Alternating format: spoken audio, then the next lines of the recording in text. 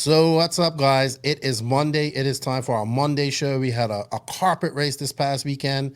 We got the European USA Connect on. We got Old School with my boy Tony Newland, aka Klinik RC. We got the new generation with Arrogant Homeless Max. And we're gonna talk about a European carpet race today, and a few RC, a little bit of RC news. There isn't much going on, so you know what? It's time to play that intro.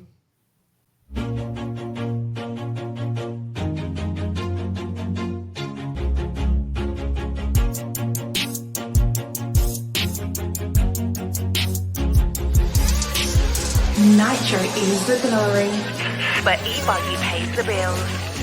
Welcome to the No Name RC podcast. Get ready for some serious bench racing. But be warned, we speak our minds, express our thoughts, and sometimes things can get a little rowdy. Hate, and he just was influenced by the hate coming from the left, the hate coming from the right. And let's get back to more club racing and less of this money-grabbing book racing. It's hard not to be arrogant when you're always right. Yeah. See what I mean? That's exactly why people call you Arrogant Max. You may not agree with everything we say, but it's definitely worth a listen. And our pick, can you stop whatever you're doing? Join your host, Lefty the Great, with co-hosts and guests as they get together to chat RC. Hey, after that race that I watched this morning, I have to talk about it.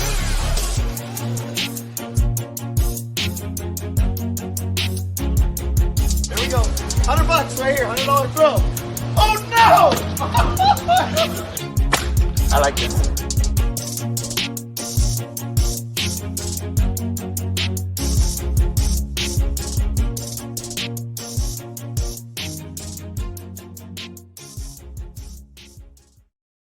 Yes, indeed, Nitro is the glory, but carpet racing is paying the bills today. This is episode number 166 of the No Name RC podcast. I'm your host, Keena White, aka Lefty the Great. Joining me are my co-hosts from Klinik RC, Tony Newland. What's up, Tony? How you doing? What's up? Good, real good. And of course, you know, my other co-host down below there, the arrogant one, Maximus Mortimus. What's up, Max? How you doing? I'm doing great. I, again, conned some maths today. I don't even want to know about it. I don't even want to know my about shit.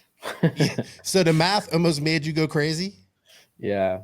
Dude, if and you I would was see bothering this, you you would too. even know what's going on. Like, I don't want to see that. Just this is thinking next about it level. hurts I my don't- brain.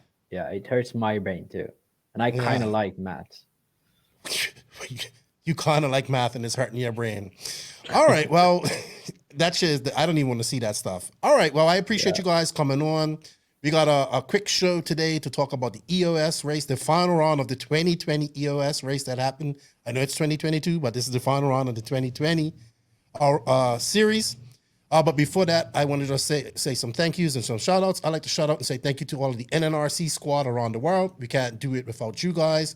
Greatly appreciate the support. Please share, like, leave a comment, hit that sub notification button. The YouTube is starting to go. Starting to organically grow, which is good. And also leave reviews, please. Also relieve if you're watching this, if you're listening to this on a podcast app, leave a review. It helps us out. It gets us out into the algorithm, out into the stratosphere. Also, shout out to the patrons of the NNRC, another group of people we can't do this without. You guys support, help us keep the bills paid and help keep these lights on. So thank you. If you wish to be a patron, the link for that is in the written description of this podcast. What would we be without sponsors? Thank you to the awesome companies that support the podcast. Remember, showing the sponsors some love shows the podcast some love. Thank you to Invisible Speed, High Tech RC, TNR Fuels, Beach RC, Techno RC, Lugs Racing Tires, JQSM, G-Spec RC Tuning, Papa Willys Traction Tonic, Racecraft USA, Klinik RC, JTP RC, RCGPT. Look, I've got too many letters here. I'm messing it up. RCGP and House of RC. Check out my blog. It came out today. Entries, the fake news of RC. It's on House of RC. Check that out.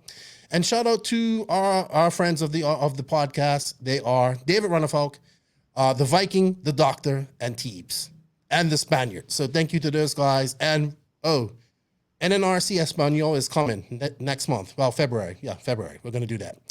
So thank you to those sponsors. If you wish to support them, there are links. There's coupon codes for you to save some money. There's some affiliate links. We got a little slice of that. We thank you. Whatever you can do, showing them support helps us out a lot. So we got Tony on her. If you guys don't know Tony, he's becoming a regular co-host. He owns Klinik RC.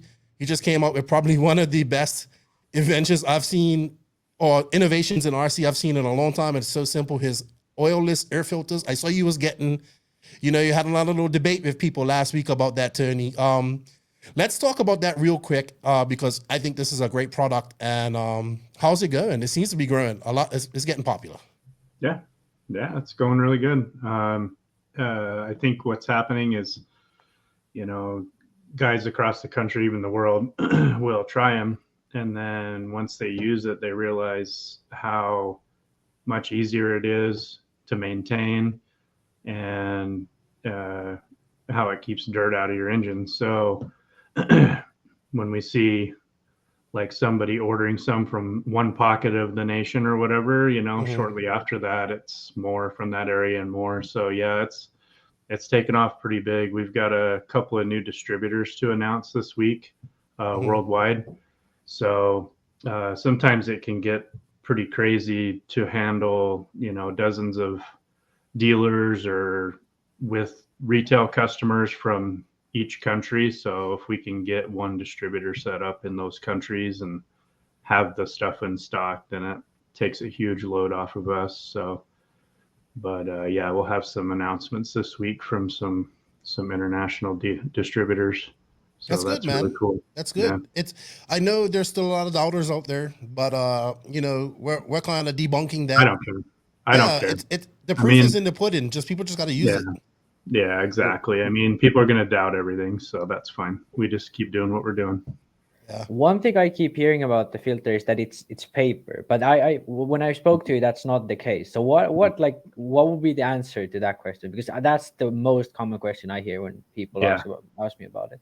That was actually one of the first comments when we released it online was, "Oh, this is a gas truck paper filter, nothing new to see here," And I just laugh like, I'm not going to spend the time and the effort and the money to develop something new that's not new and then try to sell it as new, But the actual membrane inside the filter, the element, the pleated part, is a synthetic membrane. So it's very tolerant to dust and grease and oils and things like that. And it's very washable and it doesn't deteriorate. So paper, if you were to get it wet and then dry and wet and dry, it deteriorates. I think the paper filter would eventually probably tear or break off. And that was my fear of using a paper filter in our environment. And the fuel and stuff isn't really good for it either. So the synthetic membrane that's inside is very durable, super durable, and it filters even better than paper. So that's bonus.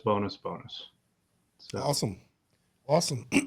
Yeah, good stuff, man. I'm happy for you.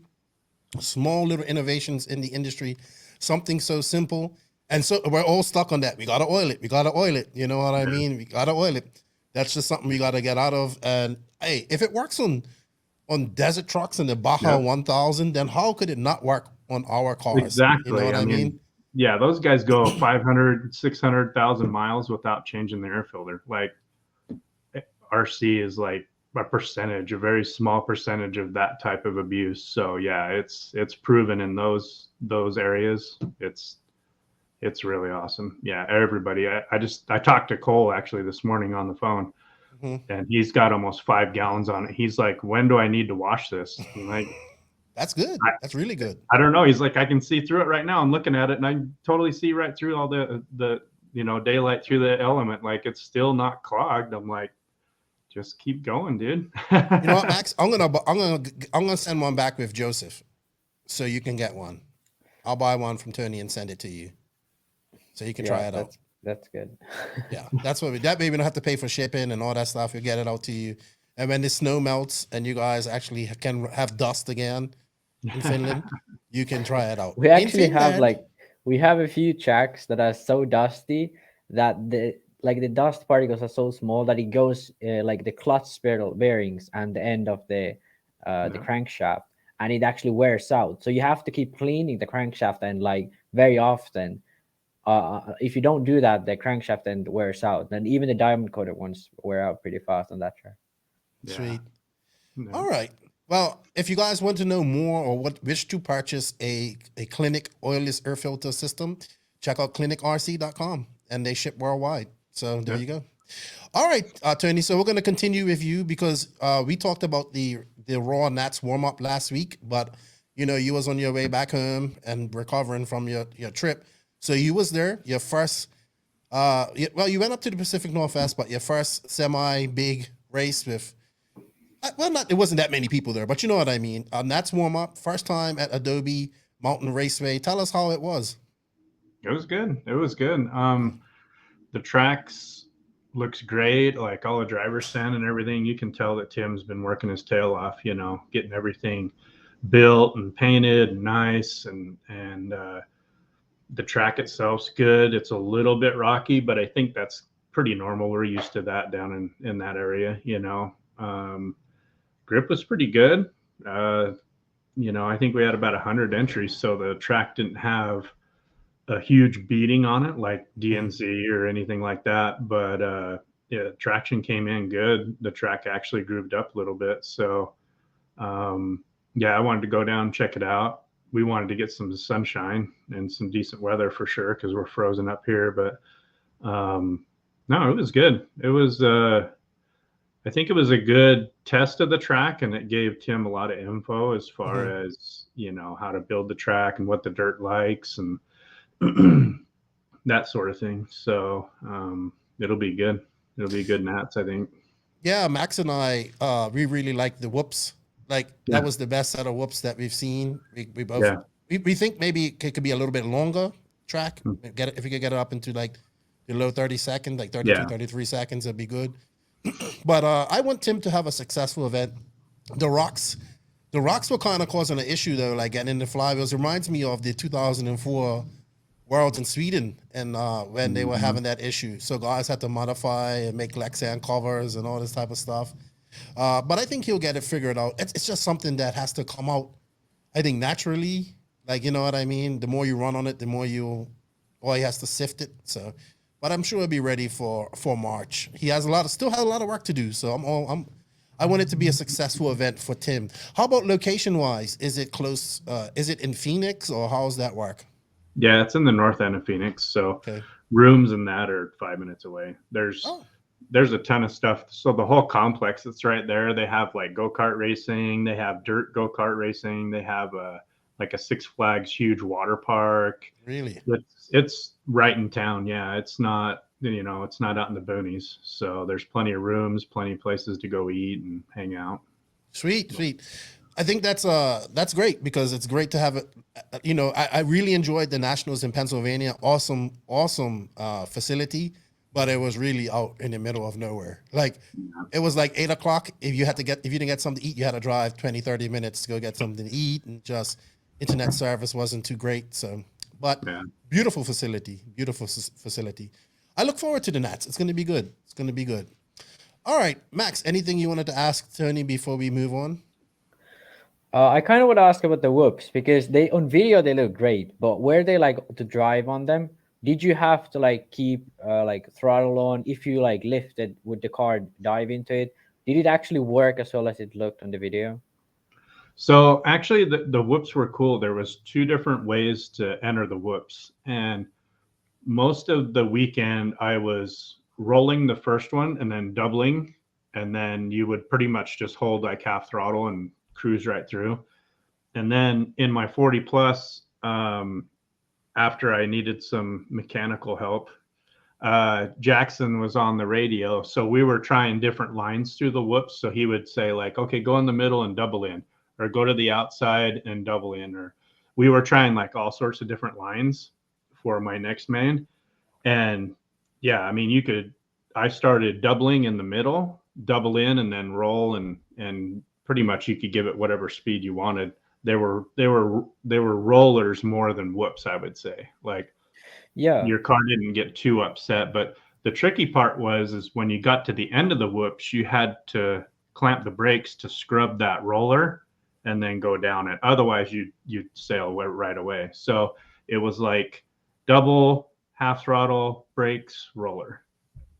Yeah, I think that section, like those kind of whoops, would work a bit better if you could throttle out of them, and then you would have a double or something like that. So you could sort of Yeah. have that gap where you can throttle out, because now you had to hit the brakes immediately. And I saw a few guys sort of go on the brakes a bit too early and just front face the Oh yeah. the scrub of the jump. But yeah, I've never seen whoops done this, like, because the angle was very lenient, so you could very easily just go over them. Because normally when people do whoops, it's like straight wall up, kind of like motocross whoops are. But you really can't do that in RC because you can't balance as well. Yeah, we're not riding these things, so we can't go forward and backward. Yeah. We just gotta ride it out. But Yeah. yeah, you could make them. I would say you could probably make them 5 or 6 feet longer, and then, like you said, put a double there that you have to come out of the whoops clean to make it. Yeah. You know, that could be a good separator on the track. Yeah. Yeah. Well, it looks good. It looks like we're gonna have like an old school style Nats track. Looks like it's gonna get a little bit rough. It will have a groove, so that's good. I mean, in Pennsylvania, it didn't get too rough. You know, they did a good job of keeping that track together. But it had its 1 or 2 spots. But it'd be interesting. I'll be watching. I can't wait. Maybe I'll be there. We'll see what happens. We'll see. All right. I think that's enough about that. Let's go on to some RC news. Nitro is the glory, but E-Buggy pays the bills.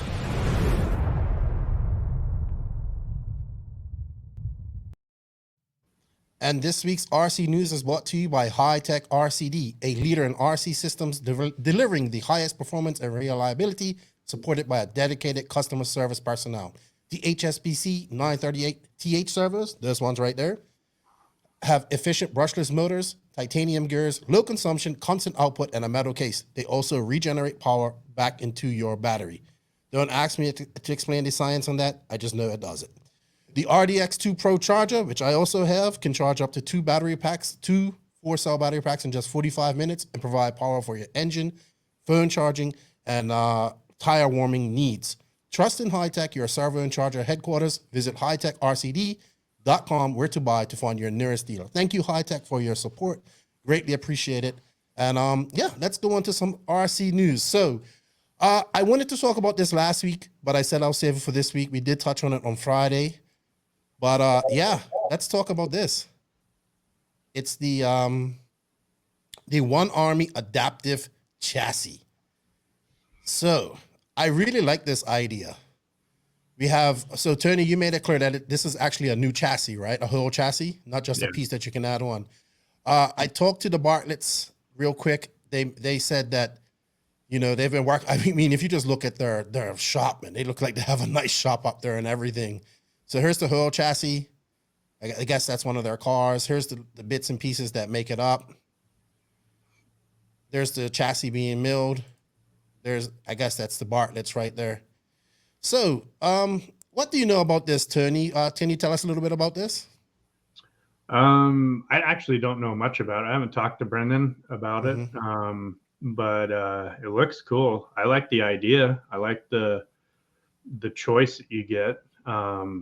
Because it seems like everybody's latest, greatest car is a different length, you know, and kind of go back and forth from shorter's better and then longer's better and then shorter's better and this and that. And this kind of gives you quite a few options, not to mention like all the options of arm placement that we have on the HP, but it looks interesting. I'll be interested to see how it kind of holds up if that rear piece goes away quick, or if that's something that's replaceable easily and, you know, economically. But this little plate right here? Yeah, like the very rear, the little chevron looking plate there, I guess you could say. But it looks interesting. Yeah. You're an HP driver, Tony. What are the different lengths of chassis do they have? I assume they have all these different lengths, or how does it work? As far as I know, I think there's 3 different chassis you can use between an 819, an 817, and an 819 RS. I don't even know for sure. I just use the stock chassis, but I think there's a few different lengths, 2 mil difference here and there. Sweet. So Max, what's your thoughts on this? Do you like this? Small, innovative things? Not a whole car, Yeah, but an adjustable chassis? I I do like it. I'm a bit sort of hesitant to say if it'll be durable enough or not. Uh, because the fear I have is when the rear end wears out a bit, then that's gonna be much harder sort of to keep working properly, uh, and keep durable enough. That's sort of my main fear about this. But apart from that, I think this is a good idea because oftentimes people when they tune the hub position, they forget that that's actually changing the drive shaft angle, which affects the car a lot on its own. So not only are you tuning the wheelbase, you're also tuning the drive shaft angle, and the weight on the shocks and everything like that. But here, what you're only pretty much tuning the wheelbase. Obviously, the weight bias shifts around a bit, but apart from that change, the wheelbase is the main change here. I think that is for sure something that's much better with this chassis than any other, because generally if you want to try different wheelbases like this, you'd have to change the whole thing. So I like the idea of it. Generally, I don't find myself in a situation where I want to tune the chassis length. I think you test it out and then you find something you like. But for some people who run on a lot of different type of tracks, different surfaces, uh, this could be something where you go to a club race and then the next week you go to another race and then you just quickly switch it. So that's something I think this chassis is very, very good for. Uh, yeah, the durability is the only thing I'm not like super confident on, because that part, the rear diff mounting, is a very high stress point in the Mm-hmm. car. So that's the only thing I'm really worried about. But I'd imagine they have tested it a lot, so most likely it will hold up quite fine. Yeah, I think so. I'll see. They'll be at DNC, so I've already arranged to come by and have a chat with them while I'm there. So I like seeing stuff like this, though. I wonder how easy it would be to change the length of the chassis. Like, what would you? I wonder how fast it would be able to do it. That'd be interesting. Well, I think, yeah, I think you just pull the 4 bolts in the bulkhead, change those inserts, but you'd have to change the piece for the C block too, because that Yeah, so piece, pretty much yeah, what you do, you pull the 4 out, then you pull the chassis mount out, and then you just screw them back in with different inserts. This one just you can just switch that one, I guess. yeah. So yeah, Interesting. so Do you think we'll see more? probably like 5 Sorry, minutes. go ahead, Max. To be honest, yeah, probably like a 5 minutes to switch that around. So definitely So, if something you can do at a race. is this something you think manufacturers will incorporate in their program, or is it that they will just make whole chassis? I'd imagine whole chassis, because I definitely make one like this for testing, for prototyping, because it makes so much easier for prototyping. And I think for aftermarket parts this is great, but for a manufacturer to do this, I think it is a bit of a risk in terms of the customer assembling it wrong. Then it is a bit of a risk in terms of if it's durable enough, because like all these instances are aluminum. So if the hardening is not right, if it's lower grade for some reason or whatever there is, uh, yeah, that those could become issues, and the wear and all that. So I think it's safer to go with one length chassis, and most customers are going to be fine with it. So yeah, I doubt many sort of many manufacturers are going to do this, but I would be surprised if no aftermarket sort of brand would not continue doing something like this. How Do about we you, Tony? You know? think we're going to see this? I don't know. I think it comes down to cost, because the chassis is pretty expensive to make when you make it out of the good 70 series aluminum. What does this one cost? Do you know? I do not have a cost on it, so I looked somewhere, but I can't remember now. yeah, it's not on their Facebook. They don't have a website, so Yeah. probably isn't for sale yet. So Yeah, I'd be interested to see what the cost is, because a chunk of 3 mil, 4 mil, 7 series aluminum's pretty expensive. So I think might be interesting, but like Max says, for like testing and stuff. But I think for a production piece, it might be a little too much for that. Sweet. Yeah, yeah. Generally, all of the sort of multi-assembled pieces, so like hubs with those like carbon pieces. Can't think of too much now, but a lot of these pieces where you can put on extra stuff to modify it, I think those are really, really good for testing. But generally, when you have a finished product, you don't need much tuning ability. You need a certain range you want to have. You just look at Kyosho or some cars like that. They have like 2 holes in the rear hub, and there isn't much you can tune with it. So that's because the less you can tune with it, the less chances the customer has to fuck it up. Keep it So, simple, stupid. Is that yeah, is that what we're using? The because KISS generally method? cars work the way they work. So that's something I think manufacturers want to go towards and should Sweet. go towards. Well, I like it. I like it. It's like this. I like seeing innovation in small. Like everybody wants a whole new car, but I think this is good for people who like to tinker, who like to do things. Yeah, Maybe yeah. So I like to see this, and they also have some badass clutch shoes. I mean, they look like they yeah, have a just badass looking at machine them. shop up there in the Pacific Northwest. So Yeah. looking forward to see what they come out with.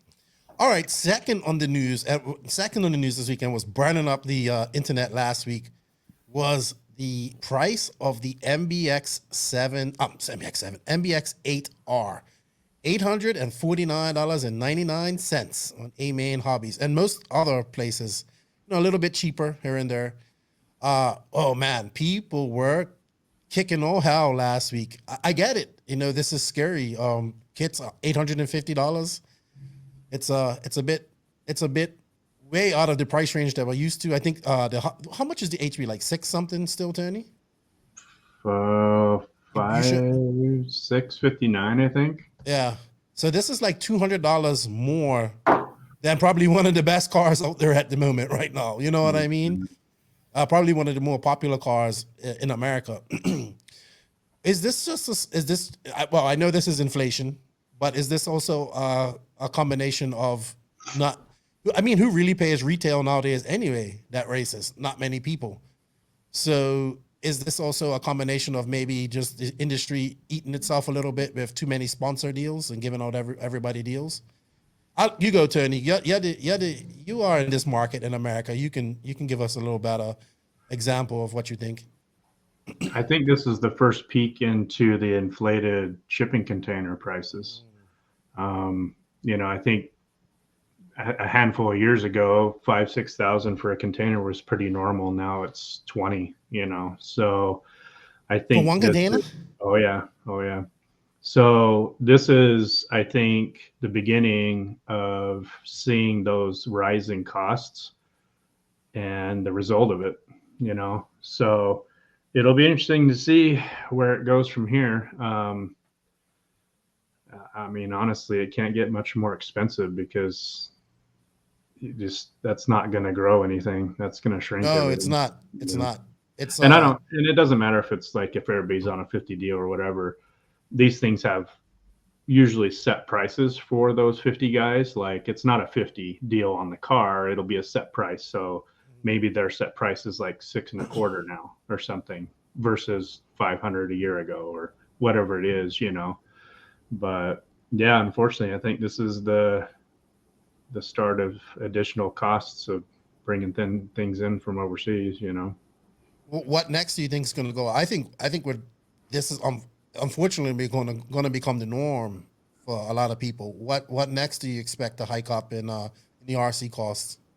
Anything and everything, because yeah. Anything that comes in a box that size is going to go up because it's cubic foot. So you're paying for that, and all the giant RTR monster trucks and those types of things, the Krakens or whatever, like it's inevitable. They have to go up because they all come from over there, like Maxima, these guys, Maxima, they had,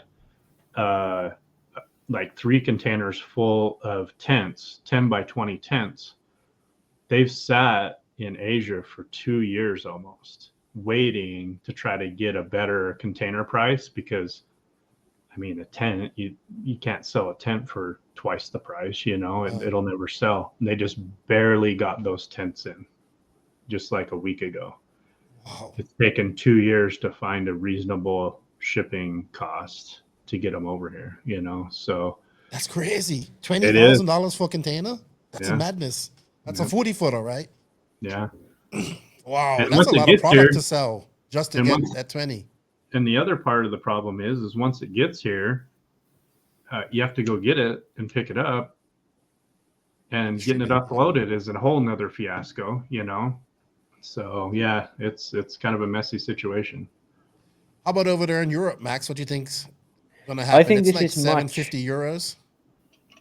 I haven't checked. I think this is much less affecting Europe because generally, I don't know if I doubt that it goes through land, but I think the issue with shipping is a lot bigger at the America's end than it is in Europe's end or Asia's end, to be honest. What I'm the most fearful of is electric components, because like speedos and stuff like that, those prices, like we might have a situation where we just don't have enough speedos, and yeah, that's something, like how we're gonna deal with that. So that's the thing I'm most fearful of, because there are a lot of companies who, like for example, graphics cards for computers, like those go for over 1,000 when they used to go for 500, because super it's just like expensive you can't find them anywhere, and the components don't exist. So that's what I'm most fearful of like the prices skyrocketing. Um, I think the car prices have been consistently rising for quite a bit now, because I remember when I started in in 2010 around, you could get a kit for like 600 euros or 500 something euros. Now it's like almost 700 for any kit you want. Like Kyosho used to be the most expensive car out there. It had all the crazy good bits that lasted pretty much forever, and that was like not even 800 euros. And then they made the cheap one, and it was like 600 something. So like now, if you think about the prices, it's climbed up, and it's like worse quality, with Kyosho specifically. But other brands, like they've climbed up with that price as well. So uh, yeah, I don't. Yeah, it's hard to like say if it's for sure. It's the cost of the shipping. That's like the reason why this is like a one significant jump. Like for example, the Arma cars here in Finland. This hobby shop I now used to sell them for 300 euros. These RTR kits, now they go for 350. So that's a significant increase just because of shipping, and that's like on Arma's end. That's not like shipping to Finland. That's the shipping from the factory to Arma to Finland, or Horizon in America and to Finland. Well, to touch on the other thing is that I know that Mugen has a set price. Like I think everybody on a certain, I think everybody has a certain price on kits. It may vary as you go up, as you get higher up. But I know at one point, because of shipping and all that stuff, people were just buying these from like A-Main or BRC because they would get like a 15% discount, free shipping, and it was cheaper than buying them with their discount from Mugen. I think that eliminates this now, kind of. So I mean, it just kind of is what it is. That I see lots of shops have them, so people will buy them. I mean, we'll see how it goes. I think it's just kind of inevitable. Like this is unfortunately the way it's gonna go. Inflation, shipping costs, very little retail sales. I would say add to that too. In our market. So, gonna be interesting to see. Oh man, people upset about that, man. I get it. I understand why. I totally do. All right. One thing though, go ahead. One thing though, I kind of want, because these price conversations to me seem always a bit sort of silly, because I remember the time when Kyosho used to be at 800 and people said like that car is so expensive. But when you bought the car, you got everything. You didn't have to buy anything for it. It was the best car you could get, and that was it. When people buy like when I used to run Associated, I got a new kit, and then I just put in like option parts worth of easily like retail price over $200. And like okay, like yeah, I'm using all of the option parts, but like at least $100, $150 was something I had to use to make the car feel like I wanted it to, not just weight savings or anything, but like arm mounts, stiffer plastics, gears, drive ratios, all of that stuff. Like I had to use, and that's a lot of that's a lot of money to put into a car, like after you buy it. So like that's something I really would like to be sort of made sense first. Like, does this car have everything as new, and do you have to buy stuff to it when you actually buy it? Because that's what happened to Kyosho, as I explained just before, that they had that really expensive car, and then people were complaining. So what they did, plastic C hubs, low quality gears, low quality shocks, coatings were really bad. They got that price down to similar level as other cars. The quality was similar to the other cars, but then everyone went away, bought the stiff chassis. They bought the better coated shocks. They bought better gears, I think, and the aluminum front hubs, rear hubs as well, I believe. And they end up buying like $200, $300 worth of stuff, and now they're back at 1,000 or 900. So it's more than what they paid for before. So that's something I want to sort of make clear as well to people, that if this kit is this expensive, please think of how much spares you need to buy for it, because there are a lot of brands who sell a car that you need to buy a lot of spares for, so you can make it work the way you want. And I think that's really important with cars. And like I just want to make clear with Associated, a lot of this stuff was because the stock setup most likely works all right in America, but for me, driving in Finland and generally European style tracks, a lot of stuff I needed to put on the car so it would work in our sort of circumstances. So it's not like Associated is the devil here, but that was just an example I gave. And because most brands have this, I remember Mugen used to do this before. They had a lot of stuff you had to buy to the car, and that's why one of my friends actually chose Associated back then. Well, I think it comes with like stock form. Obviously, I don't think it comes with like aluminum hubs and all that there. I think you have to buy those separately, but you don't really need all that stuff either. And it's funny you say about the Associated, because I literally had somebody message me and say the same thing that you just said about their Associated. So he was like, well, I got it for this price, but I had to put $300 worth of, must have option parts. It's like, I don't know, man. This is the the parts is where they make more money anyway. So it's can I do some what it is. Can I do some sort of talking for my current chassis sponsor called Mayako, who sells their kits to the performance community, so that you can choose what you have on the car. So you can choose the drive gear ratio, you can choose the springs, you can choose the roll bars. So basically, when you buy the kit, you don't need to buy anything for it. You immediately have the right parts you want for it.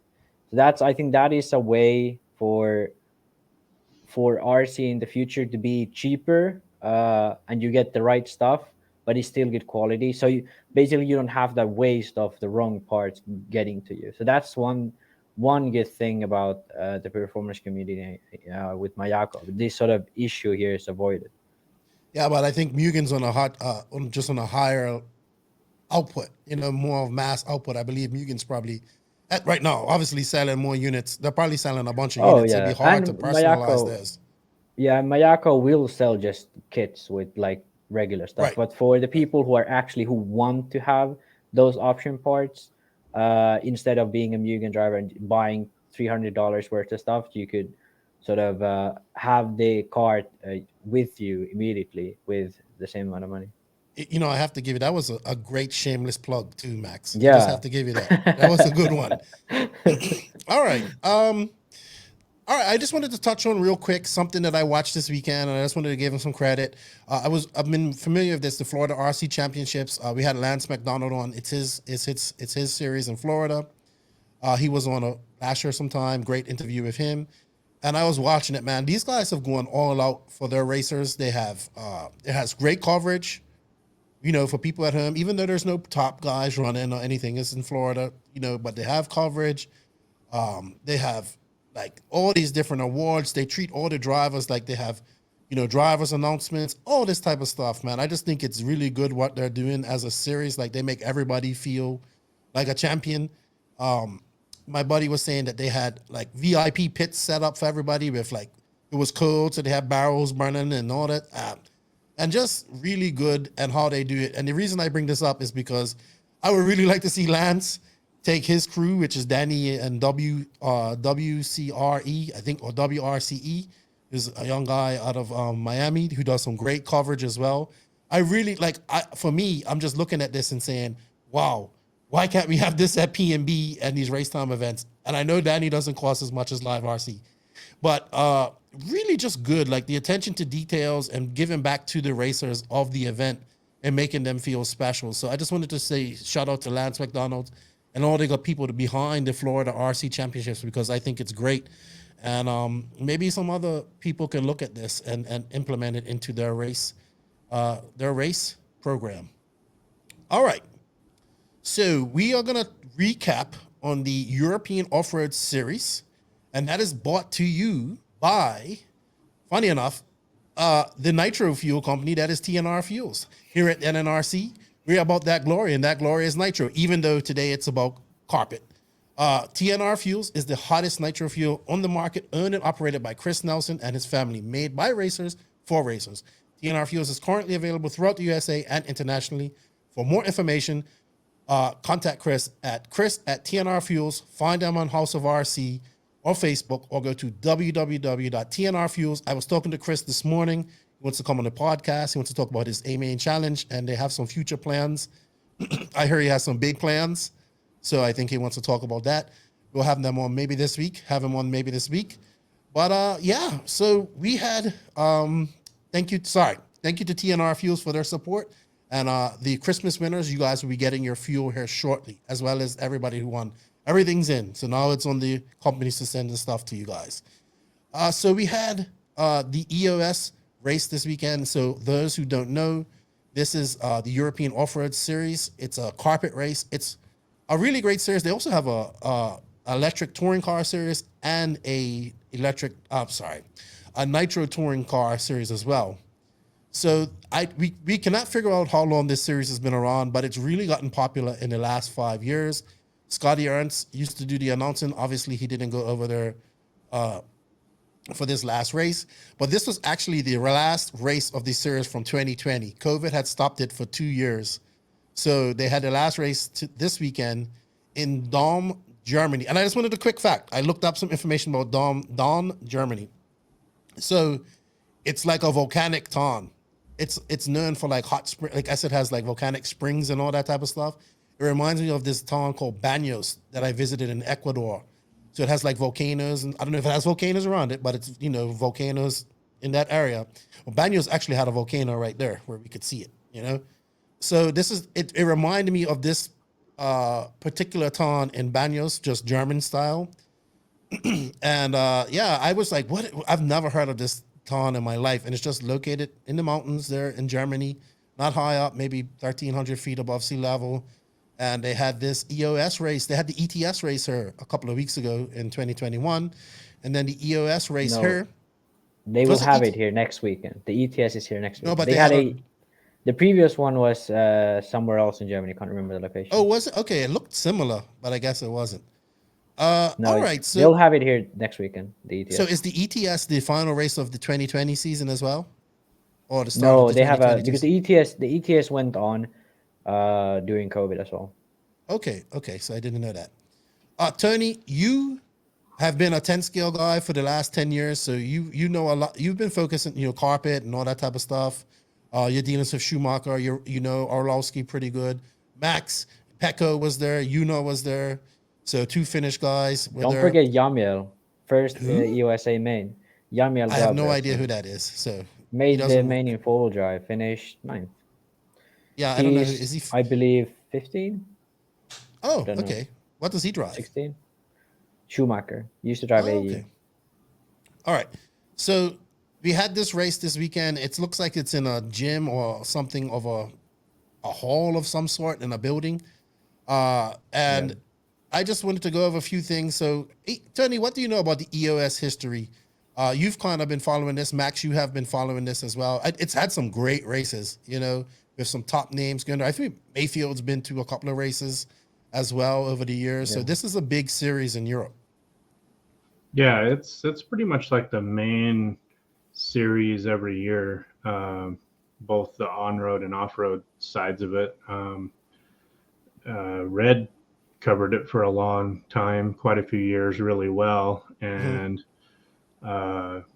you would anticipate the video coming out from the race and that, and it was really cool to watch. The tracks are always really nice. They race at the Hudi Arena and what's the Nuremberg Ring and all these really cool places, and the tracks always look great. It's for a while, I think it was probably the biggest racing series in the world. That would happen, every month or every 3 or 4 weeks that you could follow. So I don't know exactly when it started officially, but I think it's been really strong for about 5 years before COVID, and COVID kind of, COVID really messed it up. The pilot season, I think, was 2011, 12, somewhere around there. So like 10 years then, pretty much. Yeah. Yeah. You ever done one of these races, Max? Yeah, I did this series for like 2 years in a row, almost full series. How'd you make up? Did you make any? I made the B main a few times. At that time, I was running Schumacher. One race actually I went to the Yokomo. That was way back first abroad. A race abroad with 10 scale, but then Schumacher for 1 year, and then another season with PR Racing. That was back in 2017. Actually, it was pretty okay. I mean, I made the B main most of the times, so at that time is okay for me. But those were the times where I think it started to slow down in like at the end of 2019, 2020. That's where I think Red RC started to pull out, or I don't know if they had pulled out at that point already. They stopped covering races. So, and then at some races, I remember Scotty not being there. So that was also a thing, because Scotty really, when you go to an event like this, like he's really the heart and soul of the event, really. Like Reinhardt did a great job, and the people they have around there who build the tracks. And I think Gerd Strenge, Jorn's old mechanic, used to build the tracks for a long time. Like these guys already all had it very well together. But Scotty was definitely the guy who, like, when you went to an EOS or ETS, you knew like Scotty was going to be there. So, and also I think Red RC too, like Ricardo Acchiari used to do all of the races pretty much as a photographer. And those were sort of the things you remember from these races. That sort of died down a bit. I hope Scotty gets back. He definitely wants to get back, just needs to be able to travel. I think maybe it's just that it's like trying to survive from COVID, trying to get stuff rolling again. But the sort of hype that the series had when I used to run it, and a few years after it as well, that has sort of died down, even prior to COVID, but definitely after COVID. Yeah, it seemed to be missing Scotty. If you look at Pat and Red RC, by the way, did a banging job of covering this race. And I will give the people that covered it. I think they did it themselves this year. Or Raceway One. Done it. Well, Raceway One did it, but I think EOS had their own video as well. They have now. They're trying to do their own brand, sort of the Euro Racing series. So they do it for touring. They do it for ENS. They do it for off-road. So they're doing an okay job, but they sort of lack the sort of personality behind it who makes it cool, sort of, because I don't know who does it. The coverage is decent, but it's not that ironed out as Red RC used to do it, which is something that made it super cool back then. Yeah, I had coverage on my list. I liked it. I mean, it had written recaps every day with video links and all that type of stuff, which I thought was cool, which I thought was great. But it just like that flair wasn't there. But I think they'll get it. Like honestly, like you need that You need Scotty up there. Like you making. I watched that race and I watched that hit that the block that Micha Widmeyer put on Orlovsky, and I was just like, it was exciting, but it wasn't. It was like for me, if I had to hear a German announcer, that's exactly what I would expect from a German announcer. You know what I mean? So it was very like cut and straightforward, but I did enjoy it, and I'm glad we did have coverage. Obviously, being as this was the last race of this series for 2020, it kind of didn't. It was the series was already kind of I believe Macau won the whole overall thing. I'm not sure. John won two-wheel drive and Michael won four-wheel drive. No, I mean like the overall series. Yeah. Oh, okay. So Jorn won four-wheel drive, and okay. So this last race didn't have the firepower that it usually had. Sorry, Max. I'm things go in one area, they bounce around, and then they come out this way. Then Actually, go to the other, they come out that way. all the same guys, but the kids were just super strong. That's why I'm super pumped about this. But there was no Coelho, there was no Bayer, there was no. Okay, yeah. Coelho was missing, but he was like, missing from a lot of the previous round as well. He didn't do the last round before this either. Okay. I think the X-ray guys sort of do this. They have done it that often as well. Like, I don't know if it's internal politics, but there definitely has been some beef between the Euro Off-Road Series and X-Ray in the past. Really? Oh, for sure. No that's doubt. on their Nitro touring car thing too. They didn't. I think that's sort of what started it. But so that's one thing where they have done it previously, where if it's not a World's year or something, they just don't race it at all. I think maybe they're focusing on 8 scale and touring for now. That's why Coelho and Bayer, none of these guys were there. But they were still 2 X-ray guys. They're in America. Full drive. They're in America because Snowbirds this week. I believe Bayer's there. Yeah, the whole X-ray team is there. They were all in St. Louis last week. That's what we talked about it on Friday. So they're all over there for the touring. They got that new car, the X4, and it's touring car worlds this year. So I think their focus is there, and obviously on 8 scale. So if you guys want to know more about that, listen to the previous episode 165. But you want to see Coelho at these races, and you want to see Martin Bayer. Didn't Wolanka used to do really well at these races back in the day too? Yeah, he used to, but nowadays he's getting back to it. He's actually driving a Kyosho. Really? You'd be surprised, but Wolanka's good, dude. I wouldn't be surprised to see him at the EOS main. Like, I wouldn't be surprised. I wouldn't be surprised either. He's a little bit not all there, but he's a good dude. Like, you know what I mean? Yeah. I like him. But I'm glad to see him racing. I think he kind of, after the X-ray thing, and then he was like the top dog at S-Works, and then everybody came in at S-Works, and he got moved all the way on. He's like, what can I do? Got out of RC and is back. But speaking of S-Works, Micha Widmeyer, outstanding performance in two-wheel drive with the S-Works car. Is this like his home track or something? I just have to ask. Or is he just that good in 10 scale that we didn't know? No, these tracks are purpose-built. This track is not like permanent track. So, no. Right, but he's okay. I thought they might race there other than. No. I think this is the only event they have. All right. I was telling Tony because he didn't know who Micha was. So Micha actually is a young driver. He's probably older now, but he was like 17 when he did RCGP in 2019. I think he's my age, so he's probably like 21 now, 20 or 21 now. Yeah. But he's been sort of how would I say, like, he's a guy who showed very good pace at times, especially in 10 scale. 8 scale, he has been okay. He's been okay. Like 8 scale, it's hard to say because I have seen him be very fast, but he definitely hasn't got the same results he's gotten in 10 scale. Because in 10 scale, he's just sometimes being like crazy fast, just like this. Like where at EOS, he's been sort of having a very good run, like in the top 5 sort of beforehand. He's never had anything like this, because like never been even close to like winning or even podium, I think. But he's been up there, and I think now Germany's like doing a lot in terms of like 10 scale. They have a lot of indoor tracks, so he definitely practices a lot, and he focuses a lot on 10 scale as well. So for sure, this was a very sort of good result for him, but I'm not like crazy surprised about this because he has been fast beforehand, and I don't know like realistically if he's a more of a 8 scale or 10 scale driver, but I personally have seen him do much better in 10 scale before. So we got this streaming on the background. This is 2-wheel drive leg 2.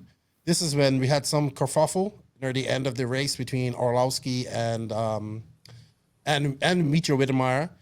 I have to say though, I've seen some badass carpet. Oh, by the way, this is not this content does not belong to me. That you can go to the Euro RC series and you can look up all this stuff on their YouTube channel.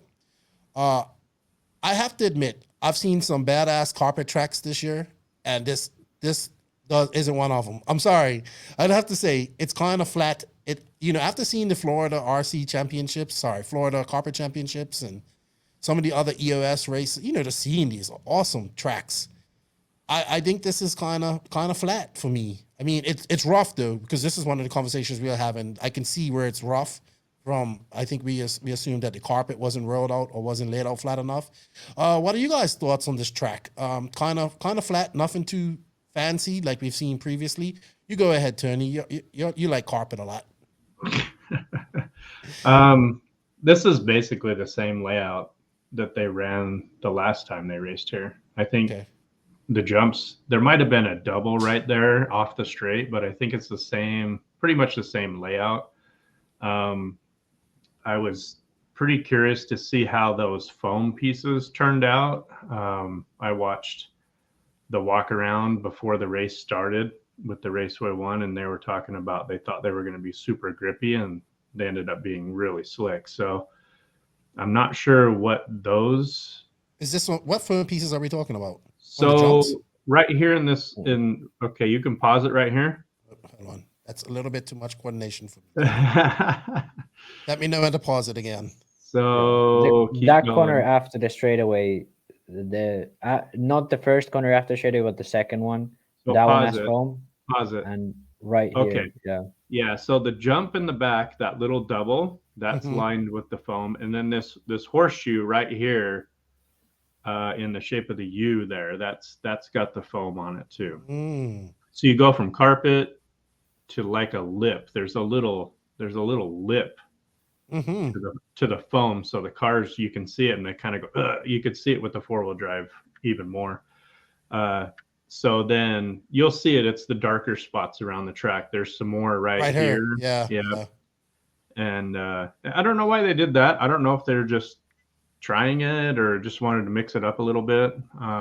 But I think myself, if you're running carpet, just run carpet, everything carpet, so that then the car's consistent, the track's consistent. Not sure why you'd want to make carpet slippery, but yeah, that was a little different. But yeah, it's the same Daun. They race there all the time, and over the years, it's always interesting to see how they set it up, because it is a strange shape of a track. Yeah, it is. Like it goes out the back here into that little section out there, and it is different.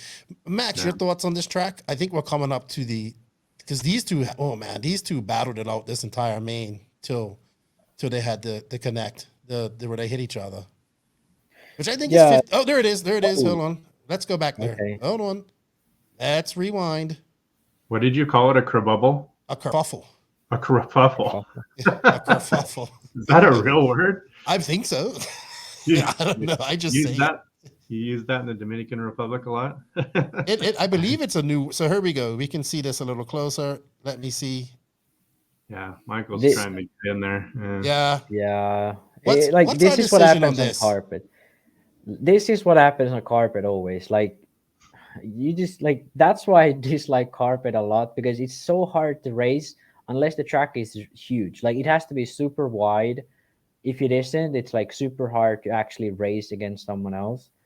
And especially like what Tony said about the foams, like if you do a carpet track, make the grip at least consistent, because like here you can see when they go out here, Misha goes a bit wide and Michael shoots for the inside here. Yeah. Obviously, Misha closes the door here, but because it's like high grip, everything happens so fast. Like, probably Misha didn't even try to do what he did here.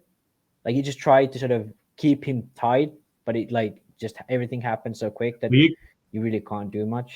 you can see as soon as they hit the foam, the cars. The cars slipped out. Just you can see it. That's what I was thinking, because that's right on the foam. So as they were turning and got on that foam, it just went in like that. The car just lost everything. Yeah. I think if they were on carpet right there, they would have been just fine. Michael can run an inch off of you and not crash you, you know? They did have a little comment too, just before that whole lap. They had some comment. They had a little clash at the end of the straightaway. It looked like Orlovsky wasn't too happy when he walked off the driver's stand. I guess he felt that maybe that should have been given to him, but I think that's 50-50, to be honest. I think he was just disappointed. I don't think he was mad at anyone. I think he was just disappointed. You know, I mean, racing, you want to win, so yeah. Probably he didn't want to do the third leg. I get it. You want to win this in 2 legs and finish it. But great performance by Meech. I really like his paint job, by the way. I really dig his paint job. He's got a new one now. He he used to have one of like a few of the most hideous paint jobs ever, but he's got a lot better now. He used to run like freehand painted bodies and stuff. So what's this to say about the S-Works car? What's going on with this S-Works two-wheel drive? Is S-Works now a contender in the 10 scale world, carpet wise? Yeah, obviously it is. Yeah, I mean, you can argue that Mikhail's one of the best. So if you go out and beat one of the best, you're on the map for sure. Yeah, I would think they would focus on this with carpet and AstroTurf becoming more popular in America as well. And wanting to get their 10 scale brand out there as well. So, I mean, it's just inevitable that we're going to be running carpet. You know what I mean? Especially in America. Dirt, I believe the dirt clay tracks will be not gone completely, but just like, a diamond you find once in a while. Yeah, it'll be a rarity for sure. Yeah. Echo, and maybe eventually we go to traveling tracks like Europe too. Maybe the economy in RC won't support these tracks at some point. I hope not, but that's a possibility, Yeah, that's one thing I've always been so weirded out about American 10 scale racing, because in the East Coast 8 scale is it is set up at these specific arenas. 10 scale in America, I have never seen a 10 scale race held like in Europe, because for us this is normal. Even in Finland, most of the biggest races are at least used to be held like this. These days, a lot of the tracks are just held the permanent ones. But when 10 scale was huge in Finland, it would just be one weekend you just rent out a gym, like a big gym, and just build a track there, because you could get a huge track here. And building a track like this is kind of easy. It's like a few hours of work if you have a lot of people. The driver stand is the biggest issue, but most of the time that's easily sorted out. So yeah, for sure in America this would be something, because being honest, one of the coolest tracks I ever saw on carpet was that Florida Carpet Championships tracks. Because in Europe I never really liked the way we do jumps, or there are sections in Europe who do it pretty well. The more south you go, generally they do it better outdoors, but especially Germany and the central parts of Europe, they do jumps that jump very high up but not much forward. So when you're doing high speed racing on carpet and you still do those same kind of jumps, it kills the speed of the track. It unsettles the car a lot, and you have a lot of these moments where it's really hard to race against another guy. And I think that's one of the things I always disliked about the tracks at EOS. There were some events where the track was really nice, but oftentimes they had sort of these jumps where they jump high up and then really sharp landings. And that's something I always liked about American carpet tracks, that they do the jumps properly. I think generally some of the American tracks have weird features, some of the corner tabletops are a bit weird, but I think the layout at the Florida Carpet Nationals or Carpet Championships looked very nice. Tracks like that should be sort of the norm for carpet racing, in my opinion. Yeah, I would agree with you. Make them hard, because you got traction. You know what I mean? You got the traction there. But make it so that you can keep the speed up. But because here it's what made this track hard was that there was these foam pieces which killed the grip. The jumps were really upsetting. A lot of the jumps were just straight to flat. So all of the things that make it hard just kill the sort of flow of the track. Mhm. So you can make a track hard so that instead of killing the flow, it keeps the flow up. But if you mess the specific spot up, you just lose time. So that's something I think, especially in Central Europe, a lot of these tracks get wrong. And don't get me wrong, a lot of people probably like tracks like this better. But for me, I really like a track that flows well, and I think that's one thing that could be definitely made improved.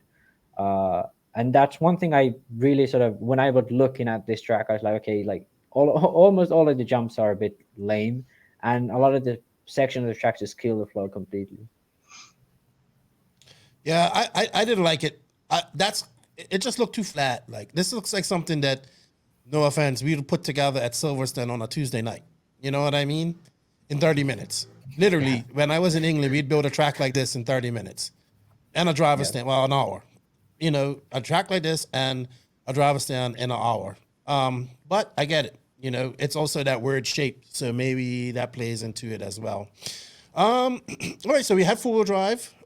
Orlowski dominated this, I believe. Am I correct? I hope so. Yeah. Because it looked like he did. I I watched think him this morning. he TQ'd all of the rounds except for one, which Jona TQ'd the last round. So yeah, and by the way, from Tool Drive, I still want to shout out like Pekko Ivonen. He's like first. I think he's made the main once, but finished 9th or 10th. He finished 4th in Tool Drive, his best result ever in 10 scale. Also, Clement Boda, really young driver from France. On a new S-Works car. Just switched to S-Works. One also shout out to Elias Johansson. He's running a Serpent, finished 8th in Tool Drive. I did Elias see that. Johansson. Yeah. So yeah, all of these guys, really great results. So, yeah. And just for people to know that these are fast young guys coming up in the carpet world in Europe. Pekko is like a European champion in 5th scale. He's good. Pekko is just an all-round good driver. Like, you know what I mean? I'm not just saying that because he's your boy. I just know that he's fast. Like, you know? So, yeah, you should see how he drives, because it's insane how much input he gives to the cars.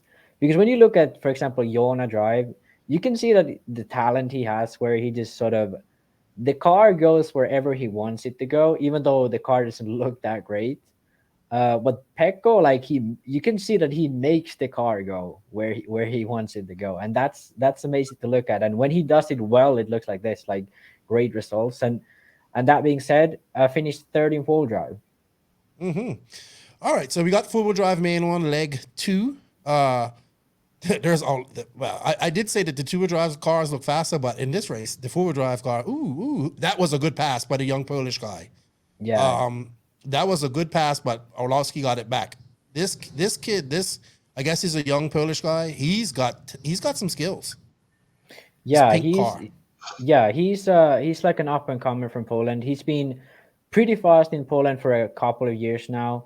He sort of never had this speed before COVID hit, so internationally he hasn't had that many good results, but he's consistently on the pace with Orlowski, like a 10th or 2 back in Poland.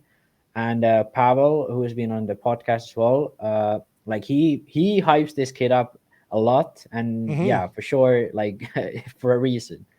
Yeah, he's good. He qualified 2nd, and we have some veterans in there. Well, we had Lee Martin in the 2-wheel drive mains, still making those mains. Paul Crumpton and Jorn Newman. Jorn Newman's probably like wow, like he can still get it done. We talk about him like he's so old. He's probably only like 28. You know what I mean? He's just been around for so 30, long. But I think he's over 30, but he's still very good, for sure. Yeah. So any take? Whoa, I think that was the Polish kid that flew off the track right there, or was it Lee Martin? One of the two. I don't know. Great. I mean, okay. So anything you want to talk about 4-wheel drive? Let's bring up some results here. What's going on with Yuna? Like, is he, is he taking RC seriously? What's up with him? Like, he's like the best driver in Finland, right? He finished 2nd. I mean, yeah, I know, but I mean, are we going to see him traveling more? I don't really know. Like, I think he has a pretty good deal with AE. I'm pretty sure he has a travel budget at this stage. Not sure of the specifics under COVID and all that, but he definitely is interested in driving these races. And he's being like, they went to a race with Pecco in Poland. He's here. He'll definitely do all the EOS races. Uh, Not sure if he's that interested in 8 scale. He seems to struggle a lot abroad. It's crazy where in Finland he could like he can be like a bit off pace in the morning, then when the main star just take off and win by a lap or something crazy. But then abroad it's like I can most of the time beat him or at least match him. Same with Joseph. So I don't know if it's just that the tracks are so different, the Finnish tracks are lower grip and stuff like that. But he's definitely a guy who is crazy talented. So I'd like to see him do more 8 scale because clearly, like in 10 scale, he was the tiki of practice at the Worlds in two-wheel drive.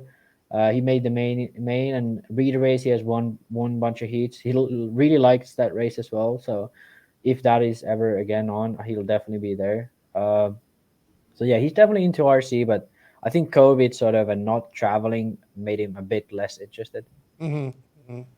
I understand that. Tony, anything you noticed from this 4-wheel drive main that you wanted to talk about? I mean, Orlowski pretty much just punished them all. It looks like. Yeah, the first main was a blowout. Second one was a little bit closer, but he still won. That it just these cars reacted on those foam pads even more, especially right here in that little U-turn that's on the screen right now coming towards us. That lip, like, because we would run the 4-wheel as low as 11 millimeters sometimes. So, and it's got a big bumper on it. So you throw that into that foam pad, and you can see the cars just get a little upset. I think that's why they're hitting it at an angle. Where the 2-wheel, they were driving straight into that corner. They're opening it up with the 4-wheel, but yeah, it seems like to be hugging that inside line just much tighter with the 4-wheel drive than they did with the 2-wheel drive. Well, and they start the turn sooner though, so that they're hitting that foam at an angle. I think that might be because of when it hits it, but yeah, it's pretty standard. Like Max was saying earlier with the jumps to flat, I hate jumps to flat, especially with 4-wheel because you run the car so low. It's just, I don't understand why there would be any jump to flat anymore. Just build a double, lots of downside, lots of speed down the downside. The car flows better. So yeah. Look Max, at that. Do you have results? Overall three results? Finnish flags, dude. In Finland. Here we go. Finland. Look at this. Like the most represented countries are Finland, Poland, and UK is there too. Yeah. So Germany and UK are there too, but Finland and Poland with 3 from Finland and 2 from Poland. Shout out, by the way, to Jamiel Gabrielsen. He's the younger driver. I think pretty sure he's like 17, 16 probably at most. But yeah, he's a very talented young driver as well. Same area as Jona, actually. So these guys have practiced together a lot. But yeah. And this young guy, Ben Mohammed, I heard he's really young too. Like 14. Yeah, he's a French driver running X-Ray. So definitely really nice to see like Zalewski, Ben Mohammed, Yamiel. Pekka and Jona are obviously a bit older, but for Pekka, this is like his first results at that very, very high level. So very nice to see. Sort of like this is sort of like the new wave of drivers coming from Europe, because we talk a lot about American drivers, especially like in 10 scale. Like there is like Aiden Horn, or you got Aiden Horns, you got Aiden Horn, you got Born of Crime, you got all them guys. Tom Reed R1 and Tom from R1. That's his. I can't say his last name, so we just call him Tom for R1. Yeah, but like these Drayton guys, Staub, all these young guys. These guys get a lot of like press because like a lot of them are J concept drivers, and like on social media, these guys are hyped up and they're definitely good. But like at Europe, like these kids are very, very young. Like the places these guys practice, like Jona doesn't even like, his closest track is like almost an hour away. I don't know if he has even practiced before this race. Like these guys don't get a lot of sort of they don't get a lot of practice. They don't get sort of a lot of opportunity to show their level. And like when they go to this race, they just have to drive and be good. And like that's something that's really cool to see, that like they can perform at this level. Like even Jonah, like battling with Michal, and he practices like every single day. Like he practices like crazy. And seeing and also like Zalewski and these guys being sort of matching the pace, that shows me that there is actually a lot of promise in 10 scale in Europe. Because I actually counted like the worlds. So there's Coelho is the only European driver to win the worlds in the last 10 years, I believe, in 10 scale. So all of the other world championships have gone to an American, because Tessman hasn't won any. So yeah. Yeah, no Asians. Nayato hasn't won any. No, not in 10 scale. He finished second at least once. But yeah, so Rivkin has won twice. Mayfield's won twice. Cavaliers won. No, my question is twice.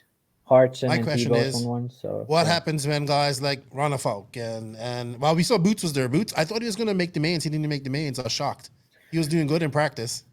Yeah, the thing with Boots is the way he drives just doesn't suit carpet. Like too punched. Yeah, and when he goes into a corner, the car always slides. And he, like, if you look at him drive an 8-scale car, he goes in the corner super fast, then flips the car around and full throttle out of the corner. So that's something you just can't do that. But what about when these guys like Ongaro, Coelho, Ronnefolk, who's good on carpet? He has a carpet track at home. Are we going to see these? Are we just going to see like the Lee Martins and Paul Crumptons out, maybe the Jorn Newmans and these? Do you think that these young guys can go after these veteran guys, these 8-scale guys coming over to their turf? Yeah, that's the thing, because it's so hard to say, because I think 10 scale is a lot more up to sort of like the specific race, whereas 8 scale I can see like no matter what race you go to, it's Ongaro, Ronnefolk, then Canas, Battier. Then maybe a few surprises here and there in like just about in the top 5. But at 10 scale race, it can be like Lee Martin finishes 7th in full drive, or like it can be sort of like that there isn't sort of like a specific spot for these guys anymore. Where it used to be, even in 10 scale in Europe, we used to be Michal, Lee Martin, Jorn Neumann, Coelho, Bayer, Volanka at some points as well. That was like at every single race, those guys were in the top 5 in some order. Jona obviously had a few showings already then, but right. I think like that is something that the European 10 scale has been suffering from, is the inconsistency, and that's something that sort of that pushes the level a bit down, because they don't have the consistent racing against each other like Americans do have. In fact, like probably less now than what they'd had before. But yeah, hard to say if where like Ungaro and Ronnefolk would like stack up, because clearly every time Ungaro shows up, he's fighting for the win. It's crazy. Like two-wheel drive, he won the Euros, almost won the Worlds. So clearly when he shows up, he's there. Ronnefolk, same thing. He's won in France. He won both two-wheel drive, four-wheel drive. So it's like hard to say. Like carpet, obviously benefits a lot for drivers like Michal and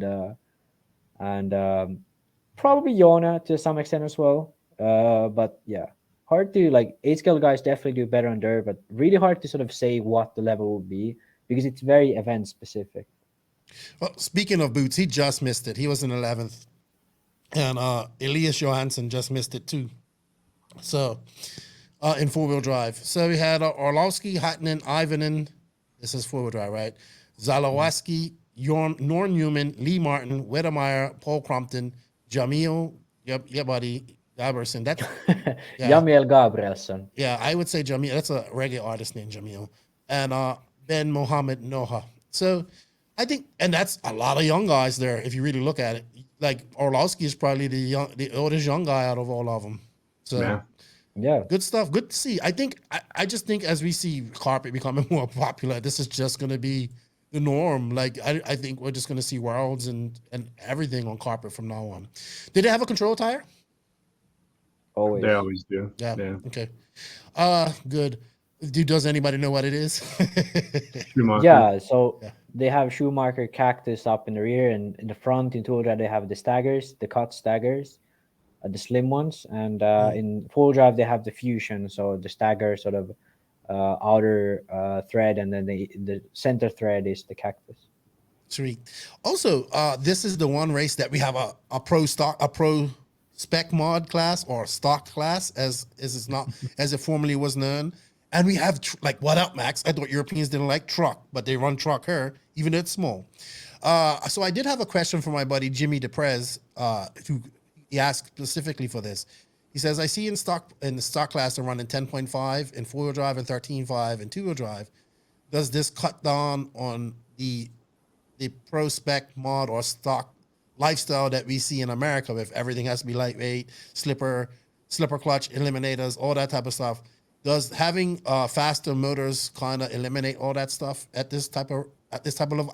Do they run stock on a national level? Like, is this a normal class, or is it just for EOS? So I don't know if it's Scotty, but these races have, like, when they started they were like 100% like European format, everything. Right. The only thing that made it American was like Scotty, because he was very lenient on the schedule, which I actually preferred. Like, if someone broke, he would like wait for these guys a bit. Like the start procedures, all that, he made it much more fluid, and like I really like that. Since then, they have sort of moved a bit towards the American style of races, where they first introduced truck class, then they introduced a stock class for truck, and now they have stock class for all of them. So now they have 6 classes in all. I'd say I dislike having that many classes, because I liked it when you went to this race, 2-wheel drive, 4-wheel drive, that was it.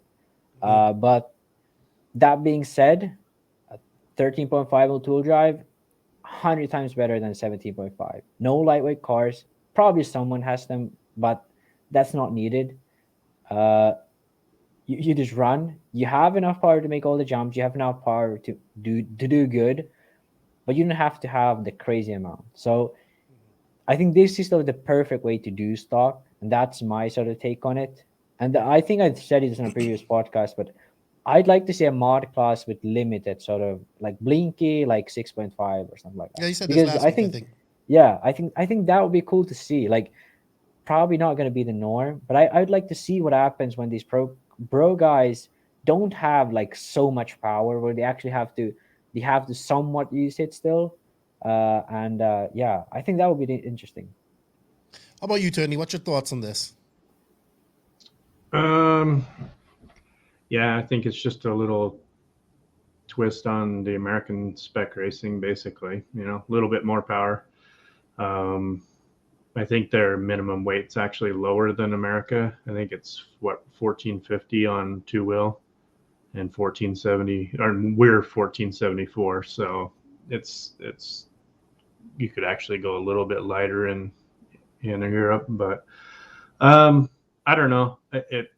It's another spec racing class, similar to ours, just different. I don't think it's too big of a deal, but the truck thing's kind of funny. I don't know why they run trucks over there. Yeah, I did see some in England, but not many. Yeah, it's very small. Yeah. I guess they have to make some money too. I don't know. Maybe the lower turn motors, more power, kind of maybe eliminates. I don't know, just all the money that goes into making your car lighter and smaller. Or maybe these guys just don't even really worry about that too much over here, because they don't really race it on a regional basis or a national basis. Yeah, well, I don't know. Go ahead, Tony. I know, like, Trish has ran those spec classes in the past, and he runs the carbon fiber chassis Cougar. Okay. So, and I think he runs like a 4,000 milliamp. So his car's probably 1480. Right. It's right there, at the minimum somewhere. So, I mean, you can make any car super light now. It doesn't even really take that much money anymore, you know. So, but I think it's more for the casual racers, those classes, not for the up and comers and the fast kids and the established. I think it's more for the hobbyist guys, you know. Right. Which it was supposed to be at first. Yeah. You know, Yeah. but this Pro Spec mod, Max, though, that's what it's called in America now. Which our mission is to change the name from stock to Pro Spec mod. Yeah, That's the goal. like the one thing I sort of dislike about having stock in Europe, because there is gonna be like when it goes on for long enough and someone starts to make it like cool, because this is what happened at ETS with Pro Stock, because Pro Stock used to be like a class where like the club racers, the guys who just wanted to go to a big race and have drive on a cool track, like that, the Pro Stock used to be a class for those guys. But then like bit by bit, these big teams like Yokomo, X-Ray, those were the biggest at that time, they started to actually like pretty much pay guys to run Pro Stock. There was a long time where there were drivers I know for a fact that run X-Ray that weren't allowed to run mod because they wanted to have that sort of like they wanted to have the appearance that they were really good car as a stock Pro Stock car. But it's actually called Pro Stock, so I'm not saying that just for the laughs, but it's actually called Pro Stock in touring. So yeah, there was a guys from X-Ray who like they like their contract said you have to run Pro Stock at ETS because you couldn't run both because there were too many entries at that time. So that's something that would probably eventually happen to offer it as well if it catches on. So that's why I don't really like these efforts to start out with. But I think it's better to have a 13.5 than 17.5 because then you sort of eliminate that, like, because you still have a lot of power. Like 30.5 is enough, but it's not like you don't have too much of it, which is oftentimes the issue in mod. Kind of eliminates that cheater motor thing a little bit. Yeah, that too. Yeah, I would say so. If they're cheater motor, quote unquote. All right. So we'll wrap this up real quick. Will we see an EOS this year? I know Slovakia was supposed to have opener, but that got canceled due to X-Ray Hudi Arena that got canceled due to COVID. We know we have ETS. Is that the new season of ETS starting this week? Next week? So ETS, I think they have had a few rounds already. So Okay. So this is round 5 of season 14 because ETS they have a lot of rounds. I think they have. I'm trying to look. Well, touring cars seems to be a lot more popular in Europe anyway than it does in America. Yeah. Oh yeah, compared to America, touring car is crazy popular in Europe, but still, I'd say off-road is a bit more popular than touring cars. But the ETS, the series, has been going on since I don't know how long. It's way over 10 years. I think. What does it say here? Season 14. So that's 14 years. Yeah. Roughly. So it's been going on for a long time. And at the peak of it, they had like 400. I think that 460 entries, and you could run one class only. I think maybe you could run one class plus F1, but that was easily over 200 That's people. amazing. Yeah. That's a lot of people. That's like actual participants. So Yeah. Not entries. Yeah. All right. Well, cool. So that would be great job to the people. I guess they'll have all of that on the Euro RC series and maybe Raceway 1 will be there as well for coverage. We have Montpellier coming up soon too, Max, I think. But we won't have any coverage of that, unfortunately. Yeah, I've tried to contact people from France, but it seems like there won't be any live coverage, which sucks. But yeah, we'll try to see what we'll see what we can do. Yeah, there'll be videos afterwards. They upload it very quickly usually, so shouldn't be too much of a hassle. Carpet is the future, man. I'm sorry. Like, I know you don't like it, Max, but carpet is the future of the hobby. Like, you know, Tony and I have talked about this. And if it was like the Florida Carpet Championships, I'm a fan. But if it's like what this was, sorry, guy. This wasn't the best race, the example of a carpet race, but I would love to have that to race on right now because I don't have anything. You know what I mean? So, and I would love to have something like that to race on. And I think that's what we're going to just see here in the future. Is just people using school halls, using school gyms, and just like what they've been doing in Europe all this time. It's just the Yeah. easiest way, most economic way, and form clubs and get people in. This is what we want to get people into racing, and this is the gateway drug, in my opinion. So, good stuff. I think that's it for us today, guys. We went over our hour as usual, but we get talking, and that's how it goes. I just want to say thank you to Tony for his time, for coming on and being a part of this. Remember, go check him out at Klinik RC. Check out all his cool products he's got, especially that oilless air filter system that he's got, and I'm sure he's got a lot of other things in the mix coming out. He's a MacGyver like that. He's getting in there and making new things. I look forward to seeing you and Vicky at DNC. Can't wait for that. Max, thank you for your time. I appreciate it. I know the math and all that stuff's got you scrambled. But that's fine. You'll be back this week to answer some questions for us as well. Shout out and say thank you to all of the NNRC squad around the world. We can't do it without you guys. We greatly appreciate all your support. Shout out to the patrons of the podcast. We can't do it without you guys as well. If you wish to be a patron, you can find a link in the written description of this podcast. I'll also put the link from all the videos of Euro Series and whatnot in the written description, so you could go check out all the qualifying and whatnot.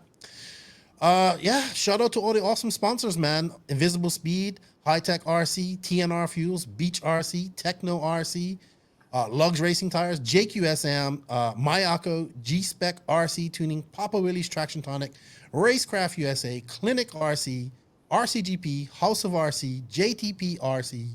Shout out to our friends and our drivers, the Viking, the Spaniard, the Doctor, and Teebs. We greatly appreciate you guys' support. Tony, got anything to say to the people before we go out, before we leave here? Not much. Remember that, see, Klinik RC's right there on his name, on his hat. Check him out. Oh, He's got a lot of products. Small business in RC, doing good things, innovative. He's become a good friend of mine. I appreciate his support of the podcast. Him and his wife. Very nice people. Maximus, anything to say to the people before you jet out of here, good buddy? Who's the Spaniard? You always shout at the Spaniard. Oh, I don't get. Well, I'm not in the loop in this one. Is this like so an he's inside thing? Yeah, well, eventually, I'll really reveal all that, but I'll reveal a little bit. He's going to be a part of the NNRC Espanol podcast, and he's a world champion. Wow. Yeah. That's great. So now I'm excited, dude. I don't know why you won't be able to understand it because it'll be in Spanish. Maybe I'll learn Spanish. You should. You should. I'll just listen to the podcast and then I'll be. I don't know how you said. Mi habla Don't listen to español. my Spanish. I speak. Don't listen to me. I speak bad Spanish. I speak Dominican street slang. Yeah, so people think I'm a thug then, right? No, you listen to the other guys. They speak proper Spanish. What I try to speak as Spanish is definitely not what you want to learn. Hey, thank you guys for your time. It's been fun. Thank you everybody for tuning in. Check out EOS.